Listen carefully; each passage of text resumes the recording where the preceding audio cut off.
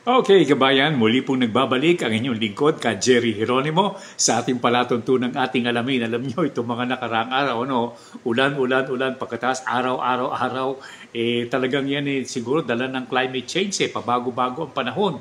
Pero sa kasalukuyan, maraming natutuwa sapagkat ang mga halaman sa ating paligid, nababasa, nadidiligan, at marami din namang hindi natutuwa sapagkat yung mga naglalaba, hindi po makapagpatuyo ng kanilang mga labahin, kabayan. Okay, at babalik po tayo sa ating palatuntunang ating alamin. Maraming salamat sa pagtaguyod po ninyo sa akin, at kung sakasakali man, may panahon kayo, i-share po ninyo ang ating palatuntunang ating alamin para naman mapanood ng iba po nating mga kababayan sa iba't ibang dako ng ating kapuluan at sa labas ng Pilipinas, kabayan. At syempre, subscribe po naman kayo sa ating programa sa Facebook at saka sa YouTube, kabayan. Matagal-tagal din naman tayong nagkakasama na sa ilan, yung iba po naman ay sumama na kay Lord, natawag na ni Lord sapagkat ilang dekada na ba tayo? Siguro mahigit ng 6 na dekada na po ang ating palatuntunang ating alamin. Naglilingkod tayo sa ating mga kababayan sa pamamagitan po ng radyo, telebisyon, pagkatapos sa internet, sa social media, kabayan. Okay, saan man kayo naroon, basta't kayo po ay abot ng ating palatuntunan, welcome to the show, kabayan. Ang ating pong pinakasentro punto, agri-fisheries, pananakahan, pangisdaan, mga palatuntunang pangkabuhayan at syempre ang ating pong environment. Kasama na rin dito po ang mga negosyo, kabayan ko, yung hinahanap-hanap po ninyo maliit man o malaking negosyo o hanap buhay ay napapasentro sa palatuntunang ating alamin. At kung sakasakaling magtatanong at may kahilingan, just go to the comment section ng post po natin sa ating internet, sa Facebook at saka sa YouTube, kabayan.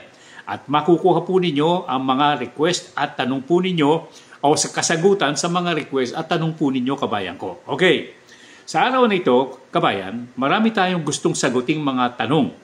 Yung readily na masasagot po natin. Yung iba naman, sa susunod po nating pagkikita sa ating programa, kabayan. Unahin po muna natin yung mga tungkol po sa mga naitatanong. Mga ilan ba itong nagtanong sa atin? Siguro mga 7, kabayan ko Mga 7 mga sumusulat po sa atin. At ang isa po ay si Ginoong Reynato Miklat ng Pampanga. Alam po ninyo sa Pampanga, itong ating tatalakayin, naririyan lamang na malapit po sa main highway po na patungong Bataan, kabayan. Okay. Unahin po natin ang tungkol sa duck racing at kung anong uri ang maipapayo natin kay Mrs. Lourdes Odette Perez ng Oriental Mindoro. Maliit din daw ang espasyo niya at 2 lamang sila ng kanyang pamangkin sa kanilang tahanan. Okay, si Aling Odette, kabayan ko. Nephew yung kasama niya. Okay, iba't ibang mga ducks po ang mababanggit natin pero ang karamihan dito kung hindi man espasyo ang kailangang lagyan ay availability po ng stocks ng ducks. Yun po ang mga bagay na masasabi nating kadalasan nagiging problema at bahagi po ng naitatanong. Kung hindi man espasyo, yung lugar na paglalagyan, ay availability ng mga stocks ng mga uri po ng ducks o yung mga ducks. Ano ba ducks sa Pilipino? Marami kasi iba-ibang uri ng ducks, kabayan Pero ducks na lang muna. Kung may puhunan, at may okay at spasyo sa lugar ninyo, okay sana ang mallard. Yung mga paitluging uri po ng ducks, ng inaalagaan po natin na kadalasan po ito ay egg producer. At ang binibigay po nito ay naibebentang bilang penoy at balut, kabayan. Okay. At doon po sa kailangan niya, medyo espasyo po ang kailangan natin. Paitluging type po ito po uri na ito ng ducks, kabayan. Sa kabilang dako, Peking duck naman, medyo mahal po ang presyuhan po nito, lalong-lalo na yung mga sisiw. Pero sa tingin ko po, bihira na po yung nakukuha nating mga Peking ducks. Maliban na lamang kung ito po ay direktamenteng nanggagaling po sa China.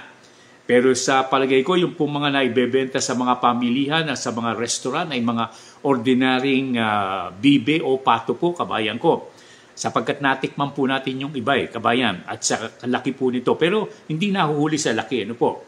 Okay, pag-uusapan natin mamayang konti.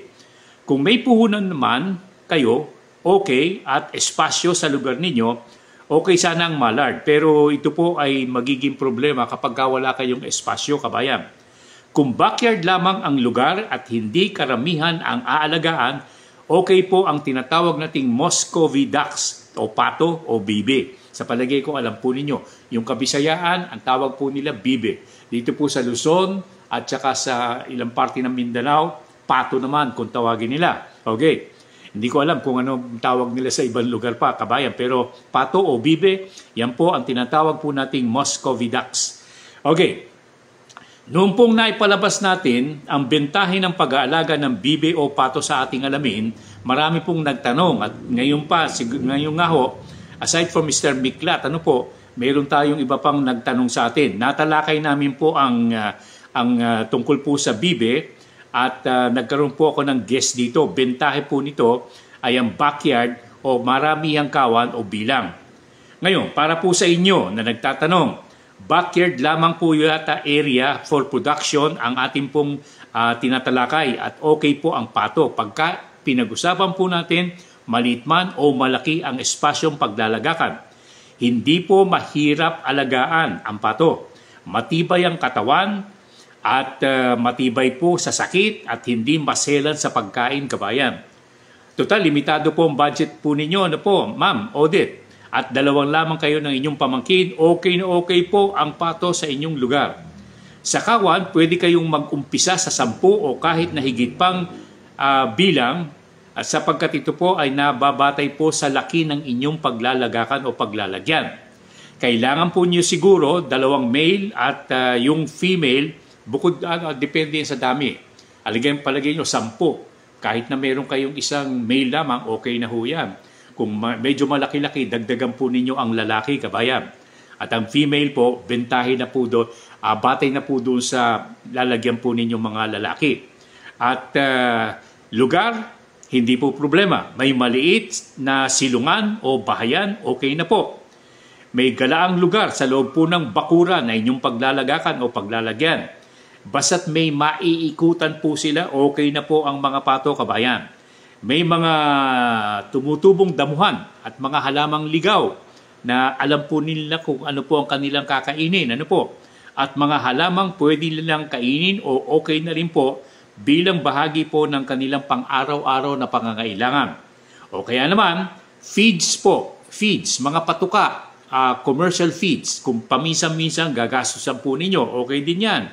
At ang isang maipapayo po natin, meron silang kailangan lugar na lalanguyan po nila. Bababaran, magtatampisaw po sila roon.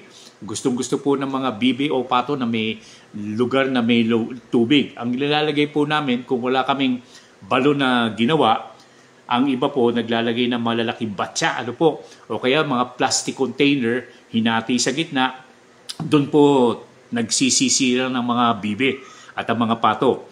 At yan po, kabayan, ay kinasasaya po nila.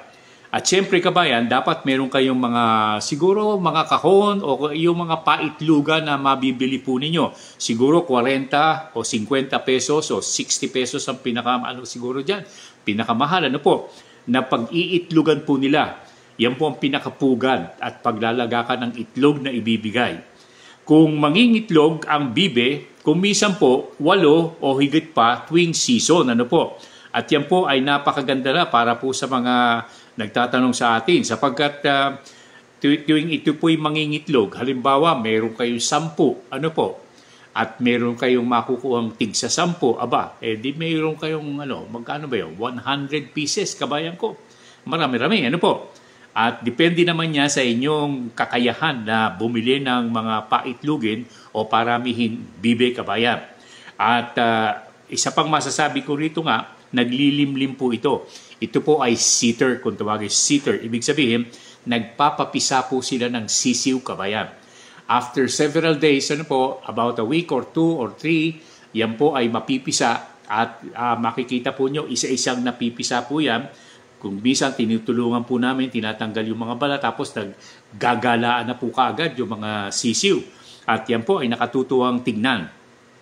Kung marami na sila, kung gusto po ninyong i-process ang mga itlog, pwedeng pagkain po ninyo ito, pang-araw-araw na pangangailangan. At pwede rin kayong mag-produce ng itlog na maalat, kabayan. And that's a different topic na pag-uusapan po natin. Pwede rin kayong magbenta ng sisiw o itlog na magugustuhan po ng marami. At pwede rin po kayong sa pagluluto, litsong bibe, pritong bibe, inihaw na bibe o barbecue na bibe, yung karne, At kaya meron pang tinatawag na pinaupong bibe sa steamer. At nakatikim po kami niyan at naranasan po namin na magpunta kami sa Occidental Negros, Negros Occidental. Pinakain po kami nung kapatid ng aking kasama sa produksyon ng programa. Ang ginawa po nila, pinaupo, at nilagyan po ng steam na yung mainit na tubig, kumukulong tubig habang ito po ay nag-aapoy sa ilalim. Pagkatapos meron silang patungan ng bibe na nakaupo po dyan. Pero muna, minarinate muna nila. Yung iba naman, nilalagyan lamang po ng asin, toyo, sili, at iba pang mga panghalo, bawang, sibuyas, nilalagyan po nila roon hanggang sa ito po ay lumambot. Yung iba naman, naglalagay po sa katawan, tinatanggal yung lamang loob, pero nakita po namin sa pinuntahan namin kabayan, nilinis nila yung lamang loob, yung mga bituka, at pagkatapos nilagyan po nila ng panglasat, ilagay po sa loob ng katawan ng bibe, at pagkaluto, luto na rin ang nasabing lamang loob. Okay? Naku, kabayan ko. Para sa akin, ang bibe, experience ko na po ito sapagkat kumita rin po kami ng kaunti. Hinahakot po namin yung mga itlog at pagkatapos amin pong ginagawang itlog na maalat at marami po ang bumibili sapagkat sa isang tray ay nabibili po ng medyo magandang presyo, kabayan, sapagkat malalaki po ang itlog ng bibe, kabayan.